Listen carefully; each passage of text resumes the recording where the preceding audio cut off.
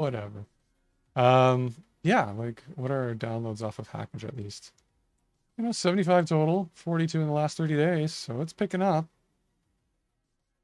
So people are experimenting with it at least. So tell me what you think. Um, so what are we gonna do tonight? I don't know. I don't have any solid plans. I didn't really think too much of what to build here. So I don't know. I've been working a lot on like event sourcing, event log type stuff for Woik. Maybe we could learn a little bit about that. There's cool little GUI libraries that recently came out. I might want to try. We check handy dandy. Um, don't mind my suggestions there. Haskell. The Haskell Reddit.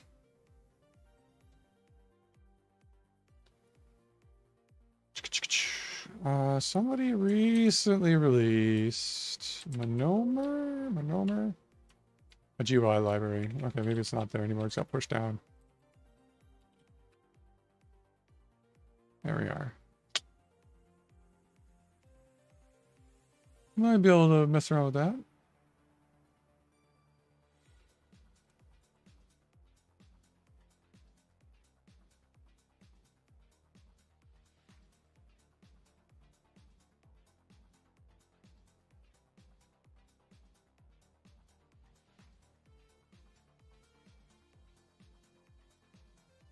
So its objectives is to be easy to learn and use, be extensible with custom widgets, run on Windows, Linux, and Mac OS, have good documentation, and good examples.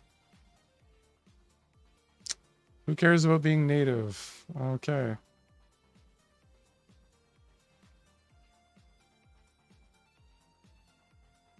So you want to write a native library, but it doesn't look native. So it's probably using some, obviously some cross-platform GUI toolkit under the hood.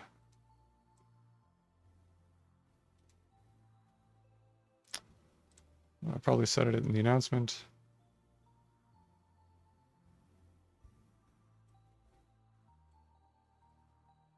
Oh, Nano VG for rendering. Okay. Oh, what is that? What is Nano VG?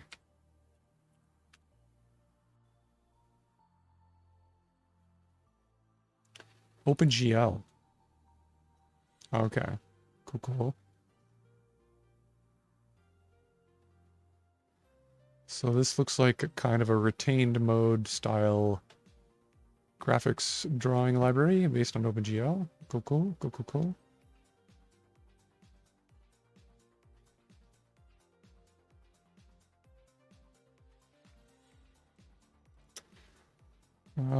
What do the examples look like?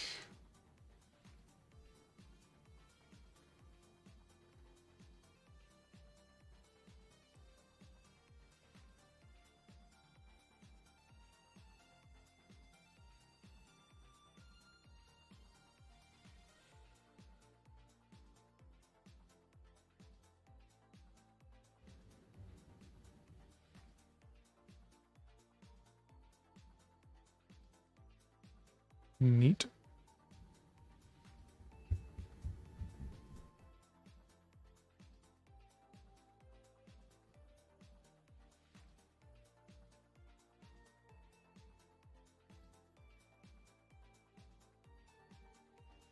That could be fun to mess around with.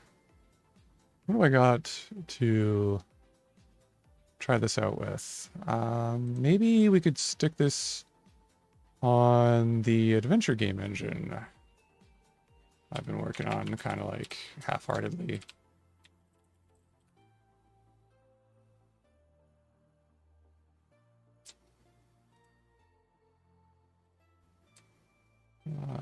Adventure.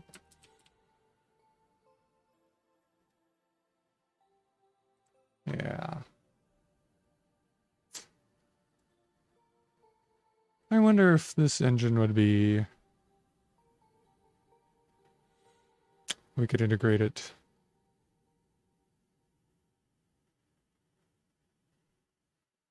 Presumably, we would just have to like hook up the rendering stuff to this monomer instead of just printing it out. So we might need to update our, like replace our REPL function, REPL loop with monomer, a loop based around this. So we could dig a little deeper. That could be fun. No, sorry. Let's look at the examples.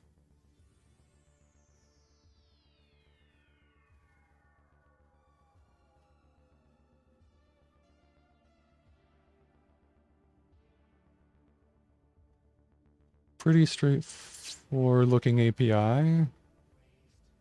Yeah, definitely looks like a retained mode sort of graphics API, like what you kind of expect based on the underlying library, which that's basically where you kind of like hand off instructions to the drawing library and say, draw this UI, please. And then the library takes care of doing all of that stuff. Whereas like an immediate mode UI would be the opposite of that. That would be the application developer writes all of the code for rendering everything in the same loop as the rest of their code that runs in their application. Well, this looks pretty nice. Build UI, okay, cool. Main layer, like a VStack, seems to be kind of like the main thing. And you build a widget tree. ZStack, da-da-da. Okay, and that bit is what it turns a to-do node. So there's our event handling.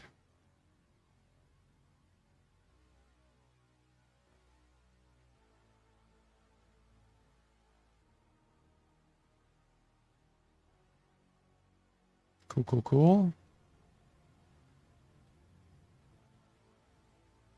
That's the entry point right here.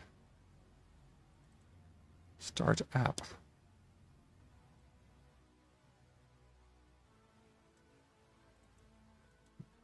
Config. Cool.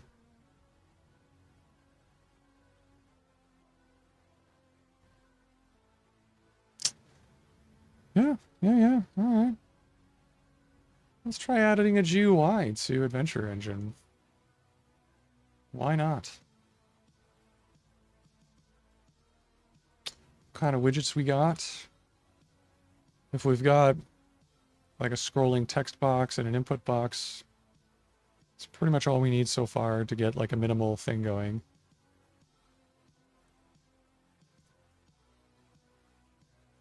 Widgets.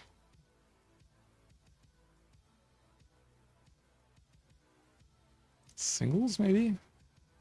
Button, checkbox, color picker, cool. Text area, yeah, it's good. Text field.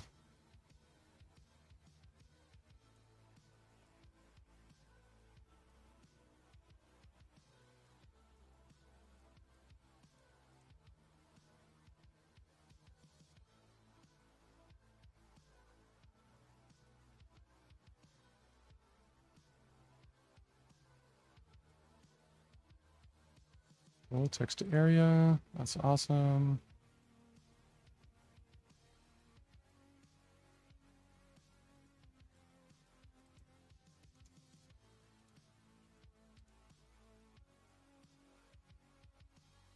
Containers.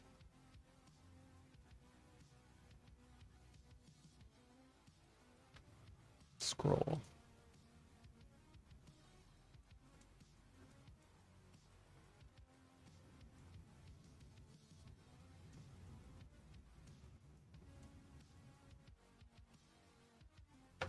Yeah.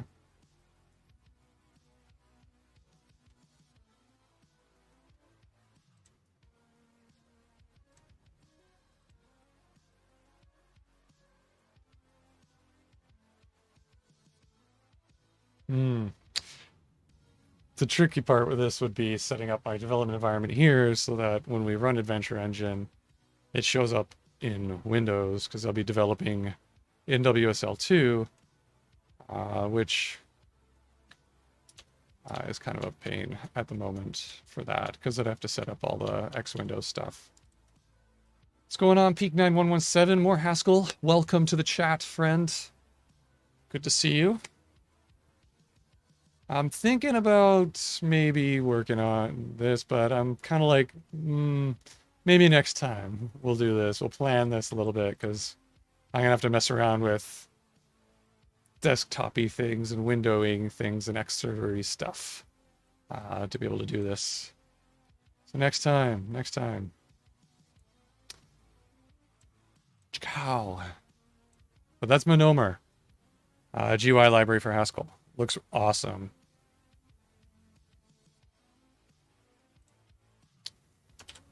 Yeah, so, why don't we talk about, oh, let's talk about event sourcing. What is event sourcing or event style applications? This might be like a bit of a precursor to getting into things that you can do with replicant, for example, building applications in this style. I lost my Emacs window, so I'm just gonna bring that back up quick.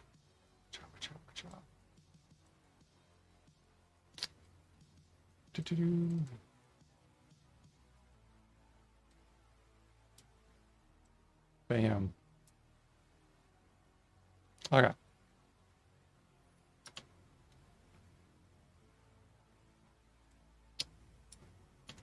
Okay. So to give you kind of an idea, maybe, of like what a production application could look like in Haskell with event sourcing, is kind of something you might want to understand, or event-driven architectures like Shinzui is talking about here. All kinds of things that can be enabled by a library like Replicant. So I'm gonna bring him a little drawer soon. Epic pen, yeah. And we'll just discuss for a moment, and then we'll write some Haskell code.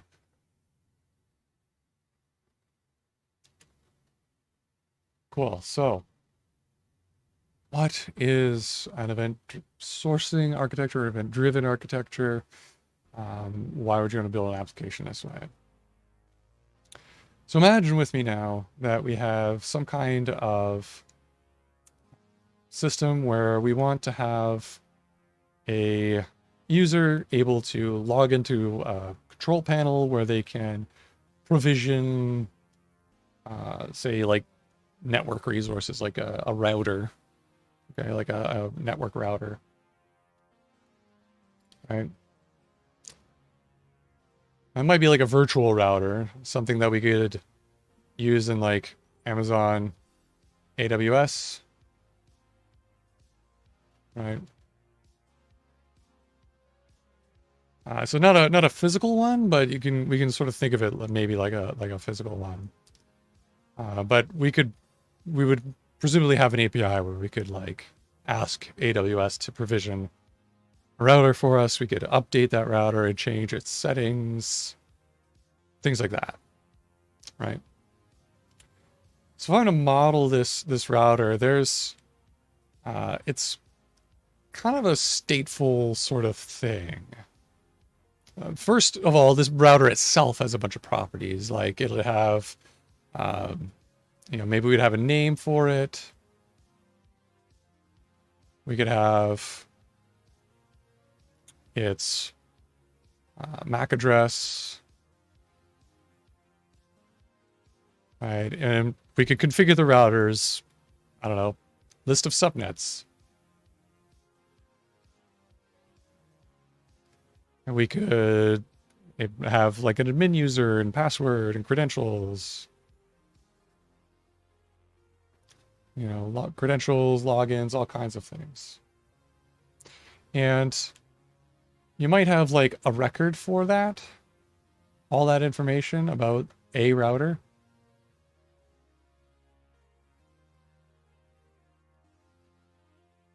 And it might be a key like 1, 2, 3.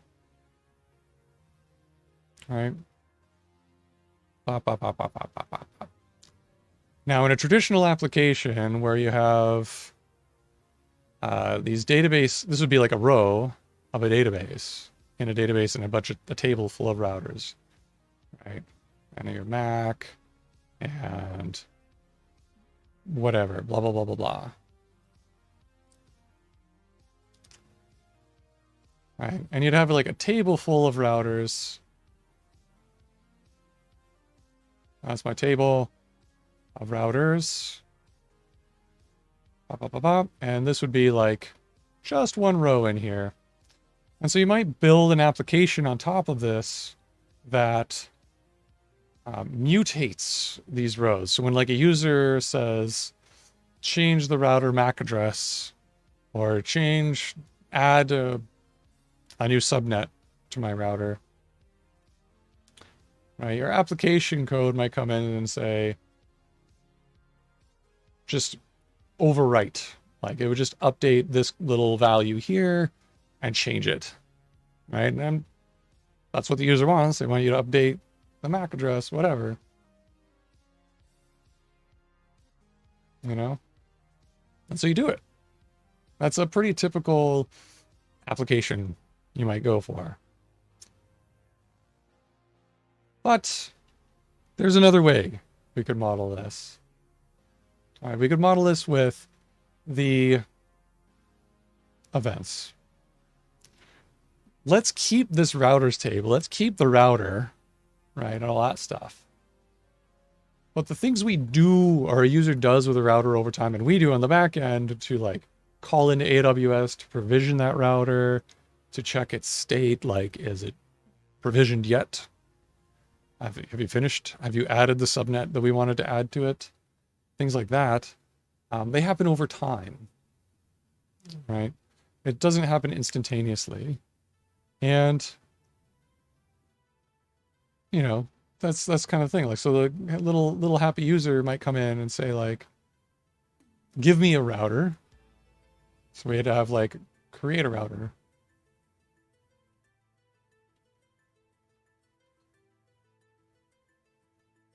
Usually like please, but you can give it a, it's because I'm Canadian, but you could give it in the imperative present tense as a command. Create a router. Do it. And now our system, our application might say like, okay, I'm going to try and do that. So it comes as a command and the router and the system might say like, okay, I created it.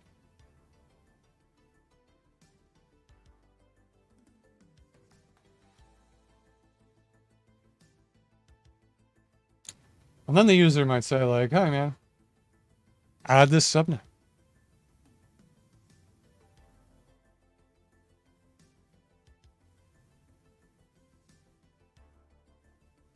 All right.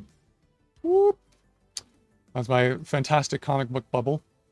And then the system might say like, okay, I added it.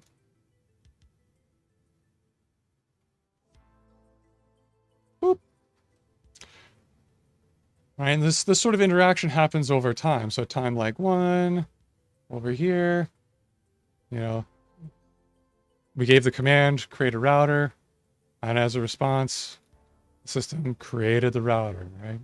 That's also a timeline. I was like, boom. Then the user said, add this subnet at time 2. And at time 2, in the past, we added it as in response to the command, right? And so if we want to get the current state of the router, right, we can rebuild it from this history that the system gave us, right? The current state. What is the state of the router at this point in time, right? And so when the user goes to look at it, right, we can say like, they see that record, that row, right? Like, what's the router's current state? Right, we pull out that row and we show it to the user. But we don't have to build that row.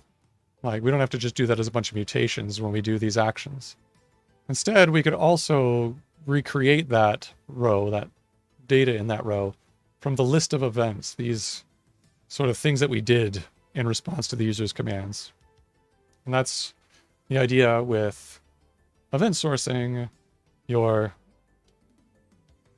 state of some object in your system is built on the history of events. It's the history of events, the source of those events, those things that happened in the past is the source of truth for the state of that object. And that's what it means. Event source. The source of events is the state of, it's the source of truth. All right, the stream of events, the list of events, whatever.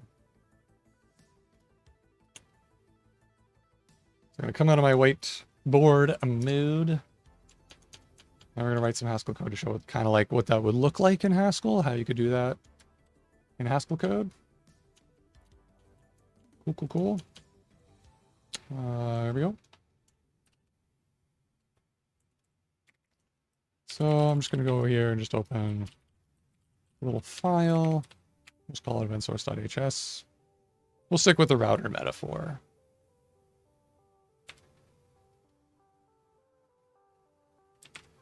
And feel free, if you have any questions, chat, to just jump in there and let me know what they are. I'm happy to pause and do that kind of stuff. So let's create our module. So let's model a very simple router.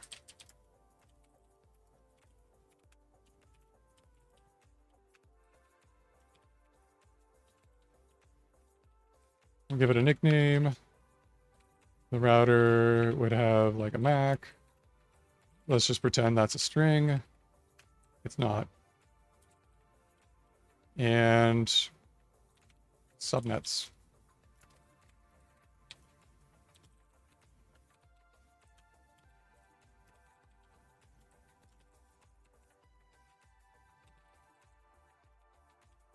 Okay, EQ and show, as you do. Because that's, for most types, the bare minimum. Cool. So there's a router. Our very, very simple router model. Right. Now, the user interactions with it, right? The commands that the user can give. Do this, do that, right? And then the events that we can have in response to that. Right. We have, let's just put it as like some type router command. A very, very simple way of doing it. We had create router. And what sort of parameters do we need for this? Right. Create router name. We need a string, create router MAC. We need a string for that as well. And we could default the subnets to empty, or we could optionally create them. Subnets. Just put it there just because you can. Now, one thing about Haskell sum of records that is tricky, you got to watch out for, are these functions here. Notice down here, where did my pen go? Notice down here the type of create router name. Right. It's a router command to string, not necessarily create router. All right. So it's a bit of a, I find a bit of a wart with records in Haskell-ese. That's something to be aware of when you're doing this stuff. Best to just, maybe we should just avoid it altogether.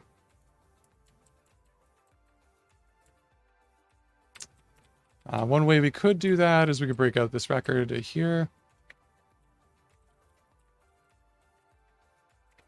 Create router. Let's just grab that.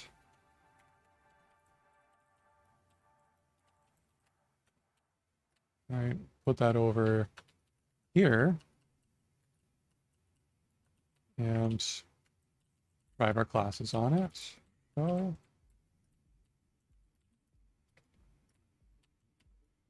and then we'd have to like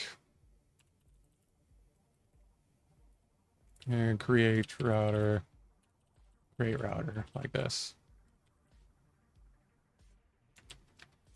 Then we might have one for, what was it, add subnet? All right, and then what does the add subnet command have?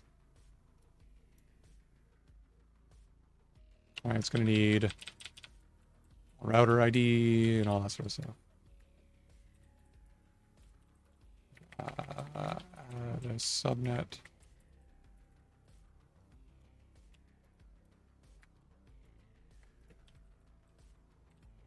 Like this. And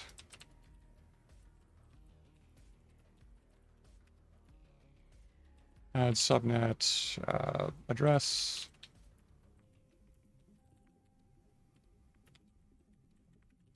And let's just add a directory.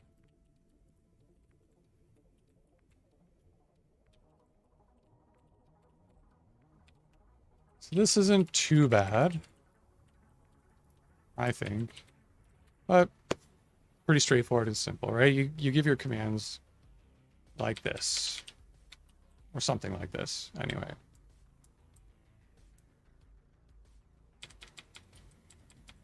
We could also actually like maybe call it like create router add subnet. We could call this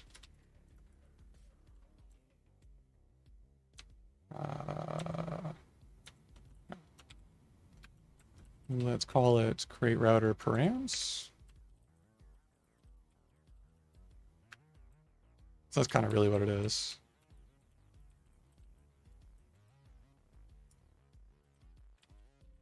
I'll do the same there. No. Oop.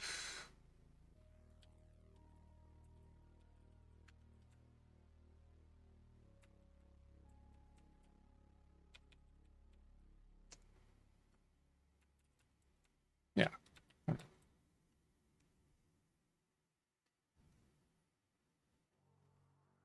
So this might be the commands to our system. Then we need the events, which are all in the past tense. Router created.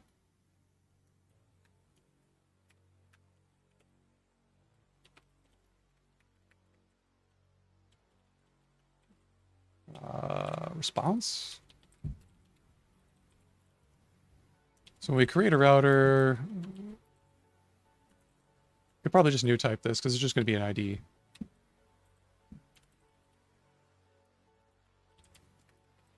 Router created response. Just pretend it's a string. All right. And subnet added.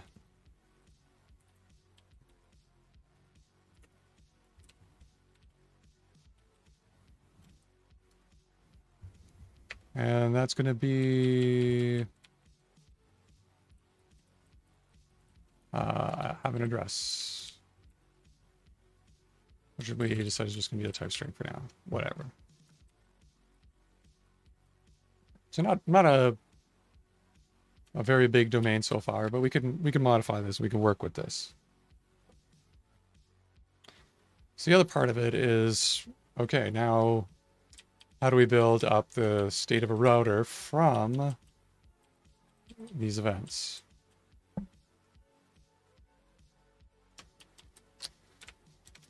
And so usually that's conceptually in pure code pretty simple.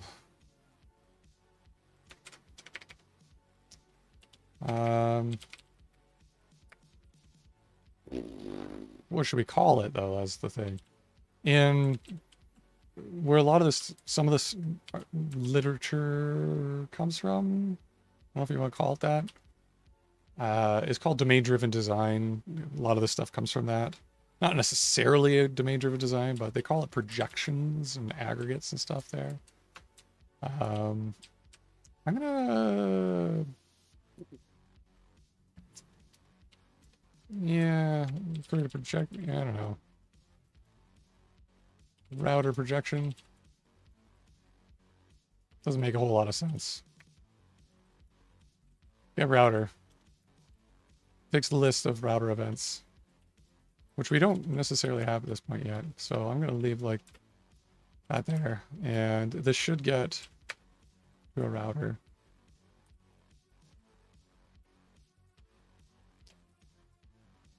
Maybe call it get router state.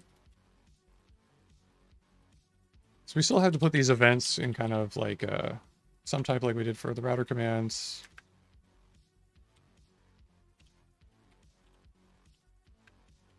Let's go like that. Router created event.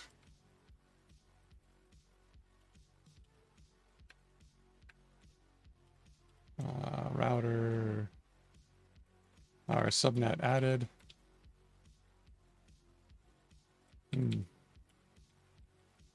Response.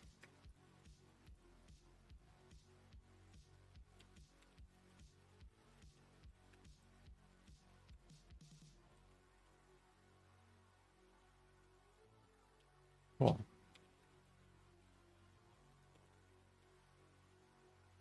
Those should drive equal and show as well.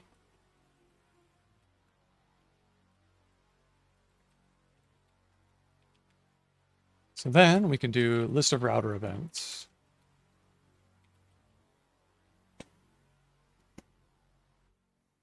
And so we just have to write this function. We have to fill this in. What is the list of router events to a router, right? Yeah, so that's basically a fold L. Or you should really use fold L prime, which is a strict version of fold L. Don't use fold L. Pretty much ever. All right, so that has to take two parameters, integrate event and something to start from.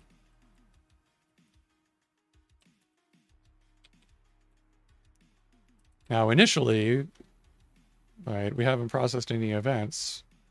What should router name, router MAC be,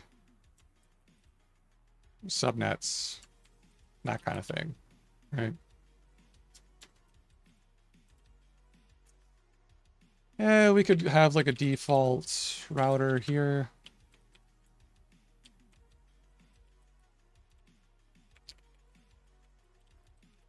Might just be an instance of our router, or like a value that we construct manually, where it's just like the empty string is the name, empty MAC, no subnets.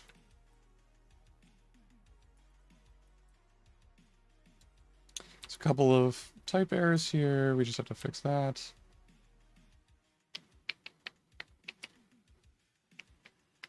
Oh, maybe I got the order of arguments wrong. Integrate event would be router event to router.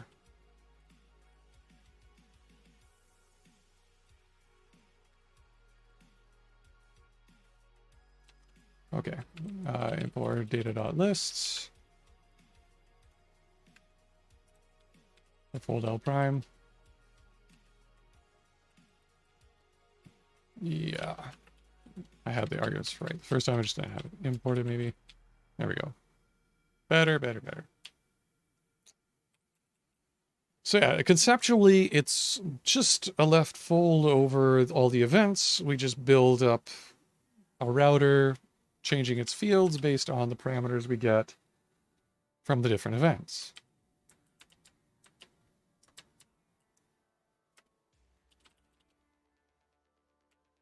Right, so we have our router there, and we can pattern match on our router event. We have router created, and we have the router created params Might be handy to have record wildcards here.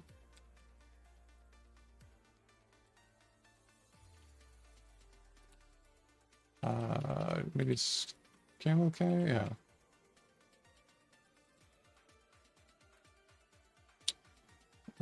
Sorry, create router params. Router created response.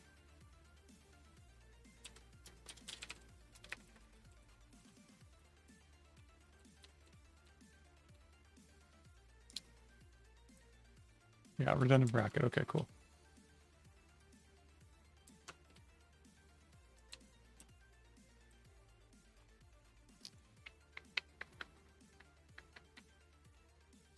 Are you sure about that?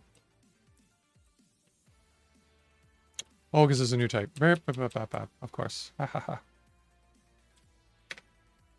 Router ID.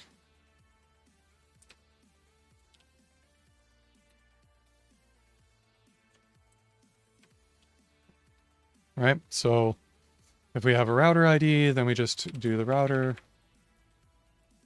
right, with their router ID equals the router ID we got back from the command.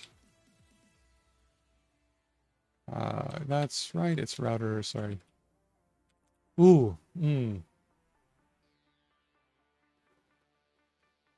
Right, we have a bit of an error here, so let's fix that quickly. So it's not just the ID, it's going to be the response for creating the router is going to have to be the ID and the name that we created it with, and all the default initial stuff that we get from the command params.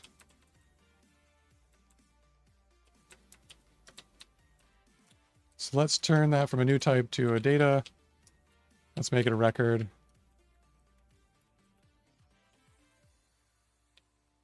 It's basically going to be the same,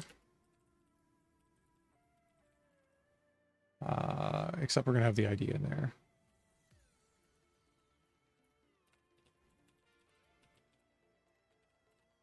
Response subnets, list of subnets, and then we also get the router created response router ID.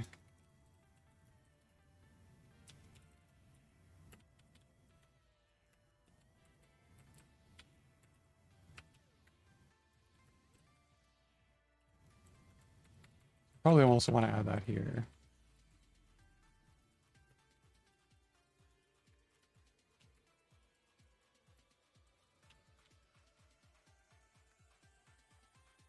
Cool. So let's go fix that. That's going to have... Now we can use the record wildcards there.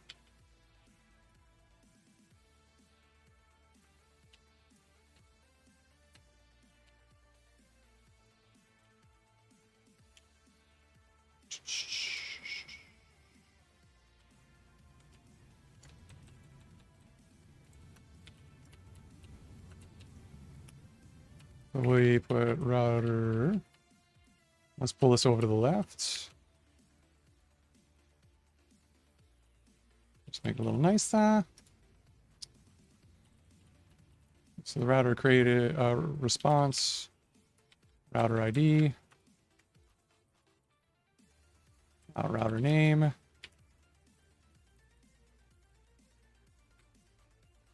And oh, the auto-completion caught up with me. Nice, nice. Router Mac.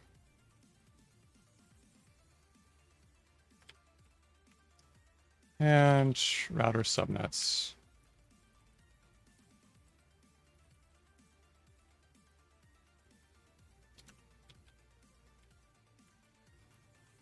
That's nice.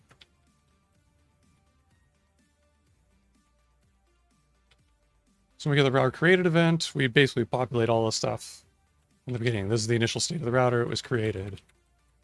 When we handle the other event, when we add a subnet, we need to handle that one as well. Let's do that now. Integrate that event into our router. subnet was added. Right, and that's a subnet. That's still subnet added response. And a subnet ID or address.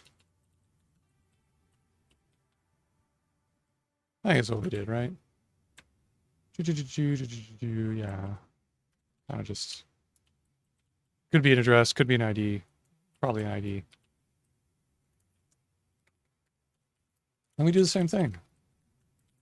Except, all we're going to do is add it to the list of subnets. Equals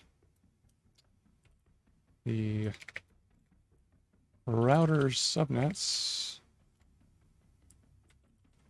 of the router. And we're going to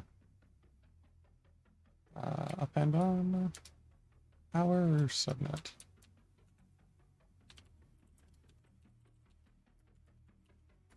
Probably don't need the brackets.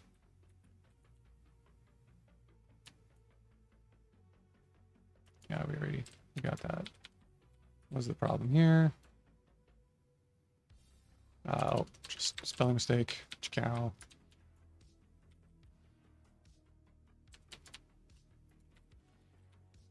Cool. And so when we get a list of router events for a particular router, boom, we can build up the state of the router from the past series of events. Conceptually, just a fold left. There's a little bit more to it when you actually want to build like a system where you store this event state somewhere and this list of events, and you want to store that, right? Could be a file system, it could be a database table, it could be, you know, some kind of queuing system, whatever. But in pure code, this is essentially the idea of what you're doing. You're rebuilding the state of a router from this list of events, right? So if we get router state from a list of such events like router created, and we would have router created response, foo router, some MAC address looking thing, empty list of subnets, say initially, and a router ID, router 123. All right, we get back a router with those things just set. If the next event was that a subnet was added,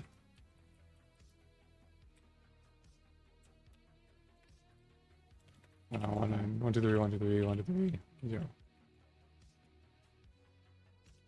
I don't know, whatever. Just making stuff up as I go here.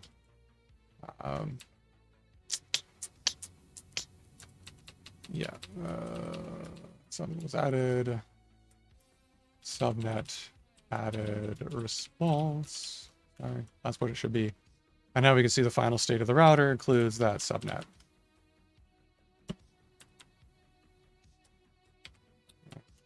We can add another one and see that there's two.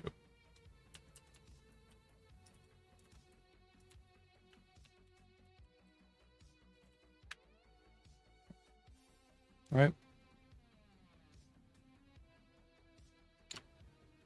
So we've done that part of it. The other part of it is the commands. Like, how do you get the router ID? How do you do all that? And that's the nice thing about this pattern, is that those commands can be all, they just live in IO. Do command, right?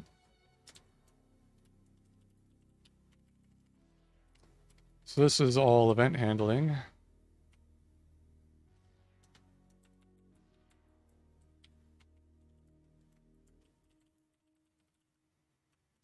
Right. Command handling. Boop. So command handling is very straightforward. You just basically have like a handle command, thing. Takes a router command. You know, could do something in some abstract monad. Could just do something in I/O. But usually the result of running a command is what you need to be concerned of. How you want to model that. Usually it is one or more events get added to an event stream of some kind. All right, we could model having some kind of error with an either. Then we could have a list of router event.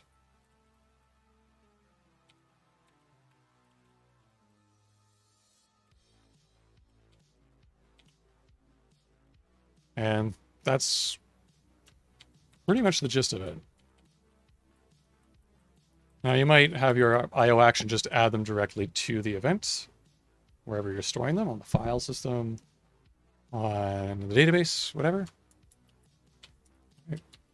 But then you just go out and do the thing. So, for example,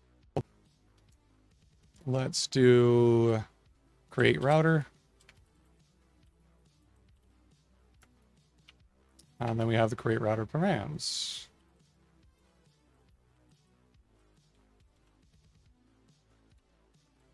All right, we got to do something with that. Ooh.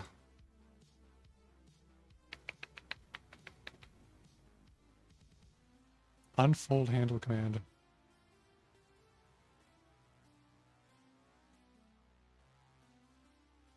What does that do? I don't know. I would love to be able to do like case splitting. I think that's a thing you can do now with LSP and Wingman and stuff. But anyways, neither here nor there. Add subnet. Okay. And then we have the add subnet params. And this is basically where you call AWS, do what you need to do.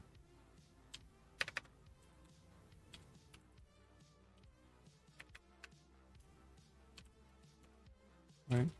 You put str, we could just do put str len, calling cloud provider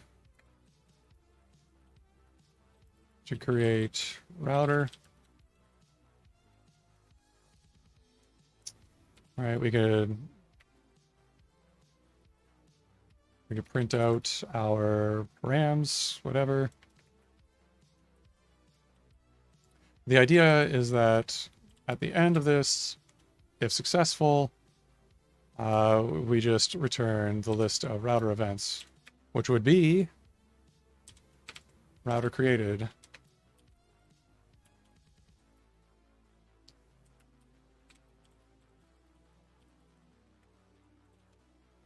And here we're going to have to make up some values for it. You know, or we could just put in the create router name, create router MAC, create router subnets, and create router. Oh no, we need to make up an ID here. So router one.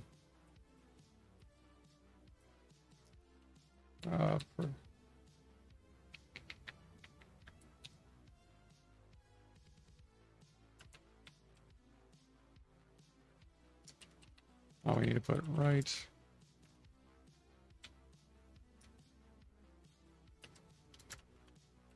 Yeah.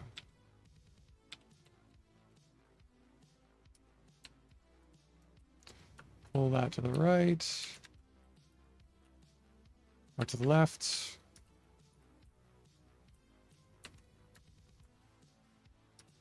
Just so you can see everything that's going on. There.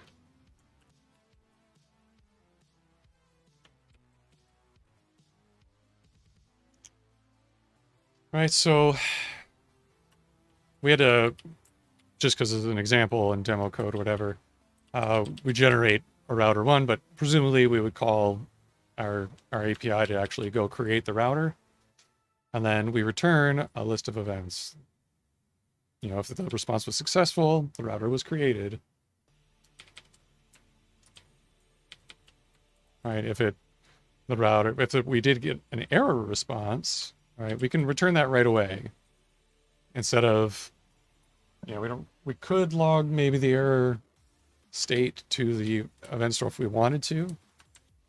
But the reason why commands are often written in the present imperative tense is because when you give that command to a person, say, pick up that trash can, right?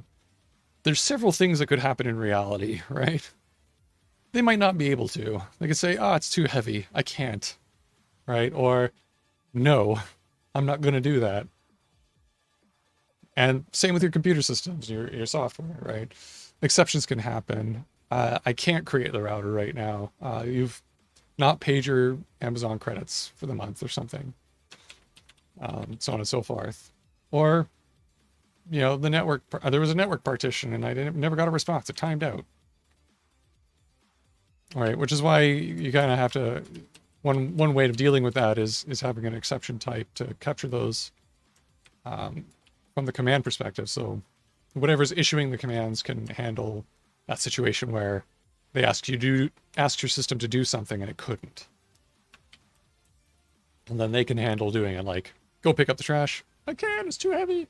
And you're like, okay, let me go order a forklift. I don't know. But you get the idea.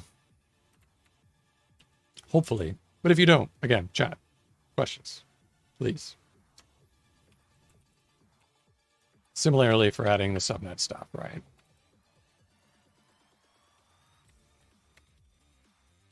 Calling the cloud provider. A subnet.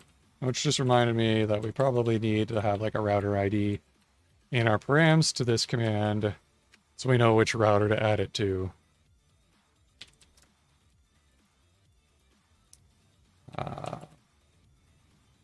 Yeah.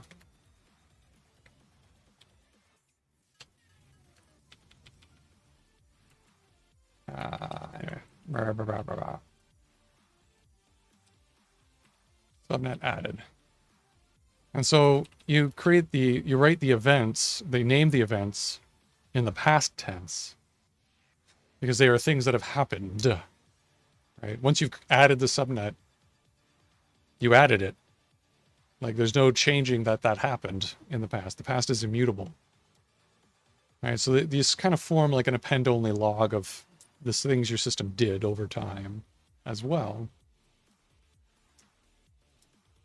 Which has a lot of uses and a lot of benefits. All right, subnet was added, subnet added, response. All right.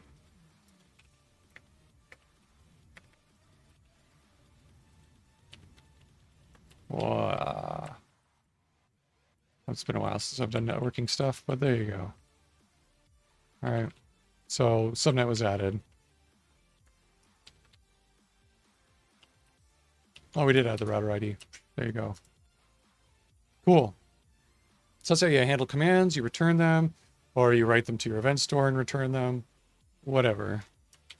And then the get router state, if you want to see what the current state of the router is, you replay the events in order that they happened, and then you get the current state of the router.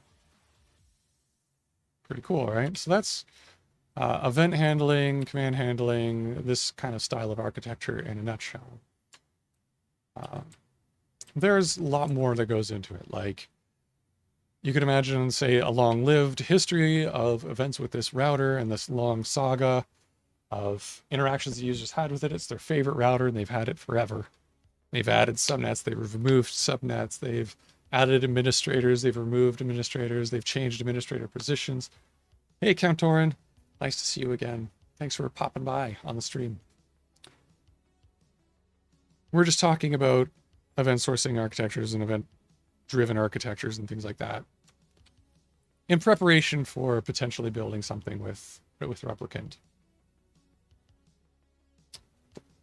FRP, FERP. That's, if I'm not mistaken, fried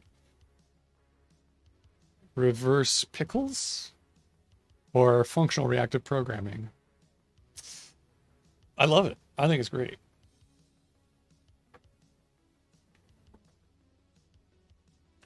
And that's kind of what I'm hoping to be able to do more frameworky web frameworky wise with replicant. I would love to have a FRP, like end-to-end front to back framework system for building web applications, like, and more live ones, which we may see. Maybe we'll extend this metaphor here and build our own kind of cloud controller dashboard thing that can show you everything that's happening in real time as it's happening. And it's all based on this sort of event model. That would be super dope. But yes, FRB's super sweet. Oh, thanks for the follow, DevX, man. That's the best decision you've made today, I think. Maybe. But yes, give me a follow, everybody who's here, if you want to get notified of when I'm doing streams. I usually do these once a week on Tuesday nights.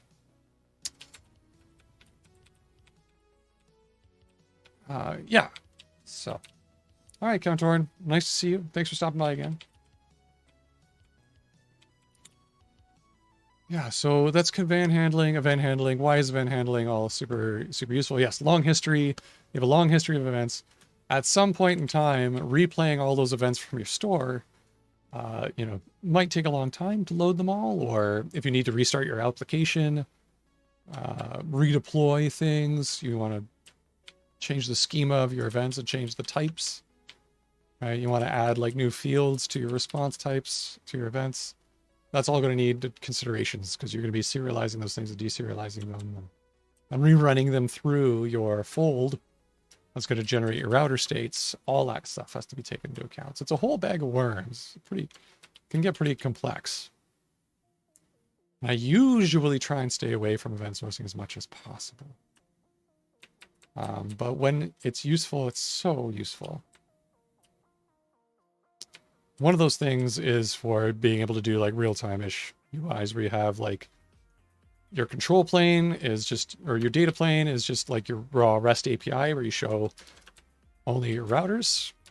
You might have like a REST endpoint on your API that's just like the list of routers. And it might be like,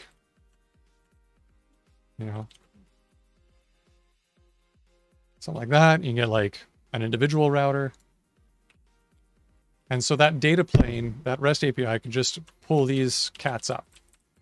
As long as you keep them fresh from your event store, right? It's just like getting the row out of the database, and that's all you're doing, right? But you have this control plane in the back end where you're doing kind of like messy time-based things. Like you're asking AWS to go create a router and you have to wait for that response when it's created. And you have to ask it to add things to it. And those things take time. They don't happen right away, that kind of thing. And so you want to update the state of this router model that you have based on these events. And this is one way of going about it, right? And then you can kind of see, too, the history of like all the steps that were taken to this router over time. But to make this faster, you might do something like taking a snapshot of the router at specific points of time so that loading your history is much faster. For example, let's go to the dark room.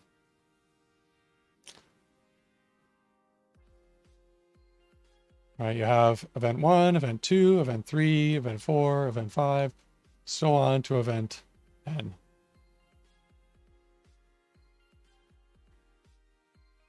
Up to n. And replaying all of those up to n, if n is pretty large, can take a long time. So you might take a snapshot, say at 4, say, I don't know, whatever. Right, so take a snapshot here. And all you do when you take a snapshot is you just create an image of that router, the current state, at that point in time. And then from that point onward, you can replay your events to rebuild the current state at n.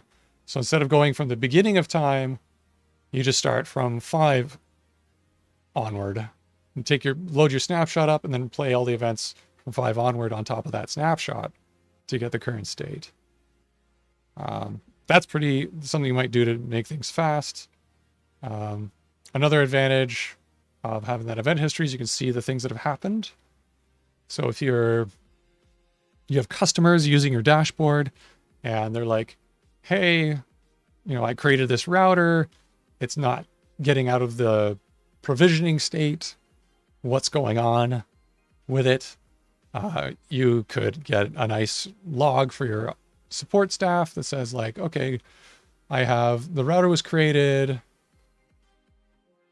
on X day, right? And then it was, they added a subnet, blah, blah, blah, and they can get that history, right? And so a lot of the times when you actually get support tickets back from AWS and things like that, they see these events. They kind of record stuff this way. I'm not sure if their stuff's all event sourced per se, but they do record the events in a lot of the services that they build. From what I understand, based on like just using it for years and getting like also like just having filed support tickets with them and have them be like, oh, you created the thing on this time and then this happened and this happened. That's one way they could be doing it, right? Is with this. Okay. I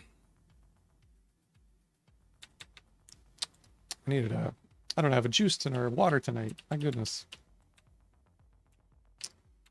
Okay. So that's, like event sourcing, event handling, that kind of stuff. What does this have to do with routers and how can we build an application around this? Well, and specifically, how can we do this with Replicant? This is the cool thing. So you've already built an application that does like this router dashboard thing, right? Where people can provision virtual routers in their cloud environment. You've already built that. It's done. It's built on this routers table.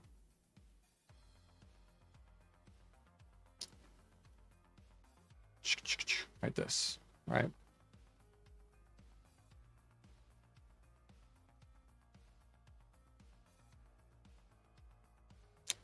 What you can do with Replicant is like, this is in your database. Right, you create that, it creates this replication slot that sends all of those changes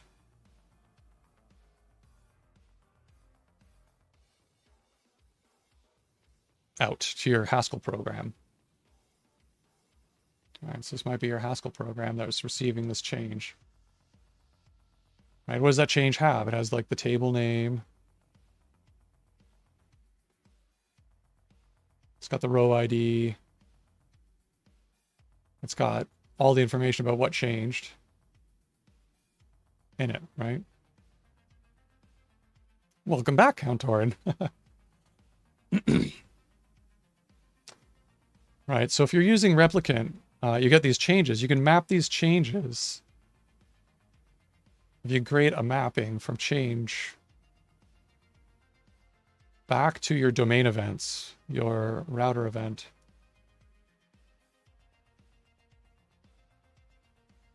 right, that's all you have to implement to get kind of an event-driven kind of architecture.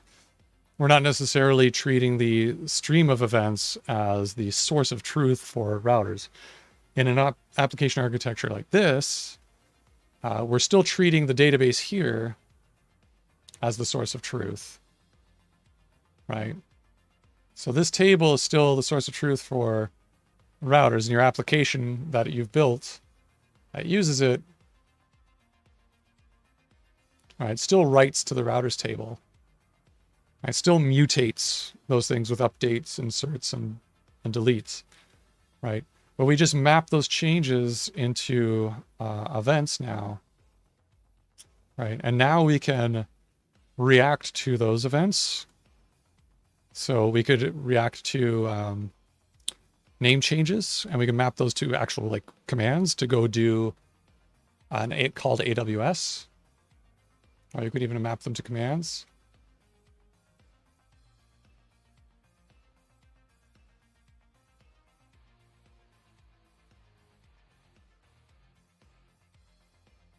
Sorry, that actually might be better. Map them to router commands, right? So when you go to insert, update, or delete, and here you can map those changes to the router commands you want to run.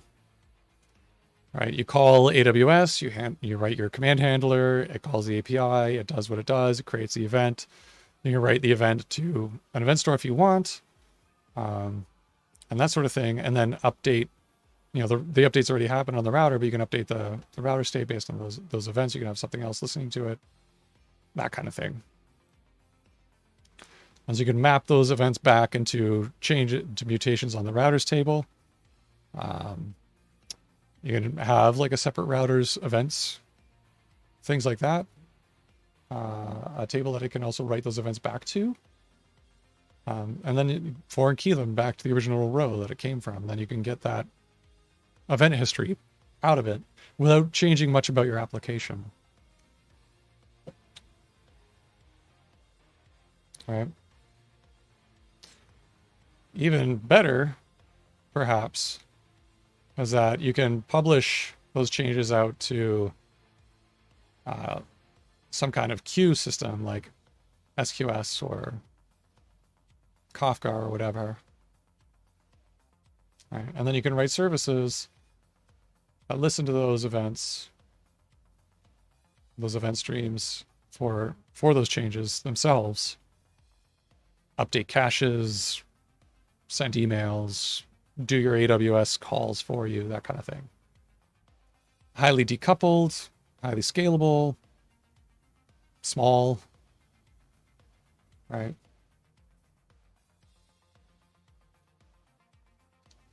But just using replicant, you can just implement that piece there and just publish out and fan out your changes to the different event streams.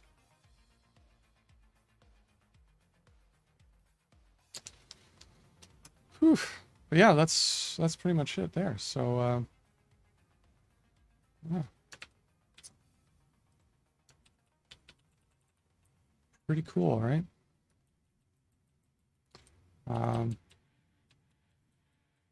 I don't know. That's all. It's kind of all I got for now, because we only got maybe a little bit of time. So I might call the stream a little bit early this week.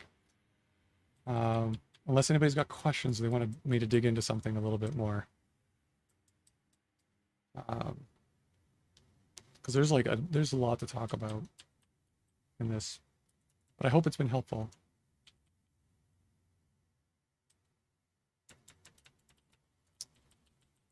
One last thing, maybe. Countorin. Awesome. Was working a lot with reactive extensions in .NET and played with it. Yes. It's event sourcing in general is, from what I understand, pretty big in the .NET ecosystem. Yeah, so that's pretty cool. I bet you had a lot of good support and good libraries for doing it too. There's a database built around this as well.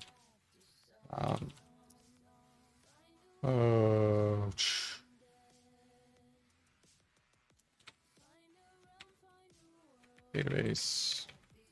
Forget the name of it. It's pretty, yeah, literally event store. A database quite literally built for it. I haven't used it, but this is, I think, started as an open source application. I think it's built in .NET.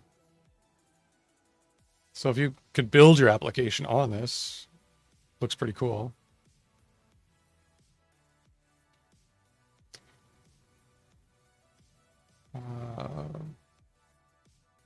F#, cool. So even better.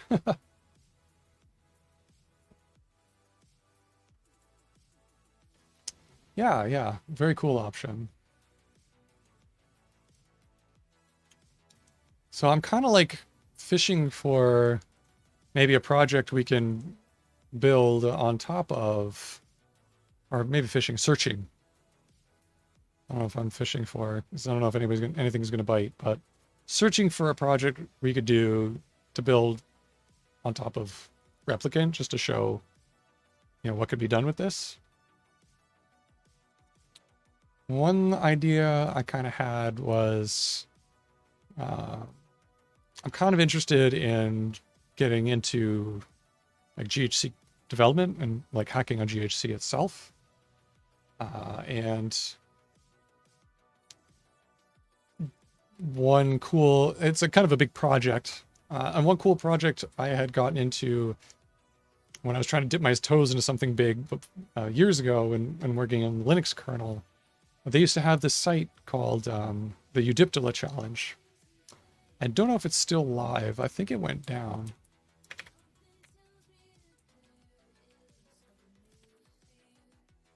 The idea with the Udiptala Challenge was that you go to this website, it gives you a series of tasks or things to work on, and you level up through different stages as you finish the tasks. And each task gets you, like, kind of just gives you like a practice task to work on to emulate the workflow of what it's like to work on the Linux kernel. I was thinking maybe we could do something similar for GHC and becoming a GHC contributor. Maybe, I don't know. I don't know what it's like to be a GHC contributor, so I would need maybe a domain expert, like a GHC contributor, to come in and like tell me what the workflow is like.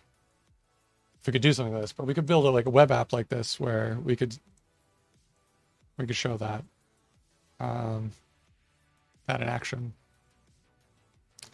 The other one would be, like just to do our own little cloud agnostic control dashboard. That could be fun. Just because that's very, kind of stateful and has a game could also be pretty cool. Yeah, a game would be really neat. There's a fun game built on top of Postgres that you play inside of Postgres. Schemaverse. Yes. I'm not entirely sure if it's still actually running. But we might be able to do something with this, like some kind of game, 4X style game like this too. That'd be pretty fun. Super Mario.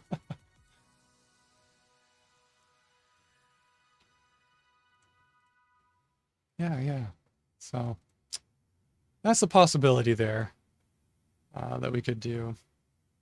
Of course, the other project we were talking about at the beginning of the stream, possibly maybe doing is to try out Monomer, the UI library, and see if we can maybe build Adventure Engine on top of it instead. But I need to figure out how to do the X stuff for that, so that I can get it showing up. Because I'm running on Windows here, but developing in NWSL, which is fine for the most part. But if you want to do graphical stuff, we either have to like build in Windows. Maybe we could just build in Windows with Monomer. It said it supported it. Maybe that's what we'll do next week. We'll play around with Monomer and we'll build a small little UI application with it on top of maybe Adventure Engine or something. But I'm going to sign off a little early this week. That's what I got for now. Thanks for coming out. Thanks for hacking on Haskell and being interested in Haskell. If you like what you saw, give us a follow. And you can follow me on Twitter. I am Agent Ultra there. You can follow me there. You can follow me on the FP chat Slack. That's me. You can follow me on YouTube even, although I'm not on Age Delta there, but you'll find the links eventually if you keep digging. And that's all I got for today. So may your monads always be free. May your types always check. And I'll see you next week. Keep hacking.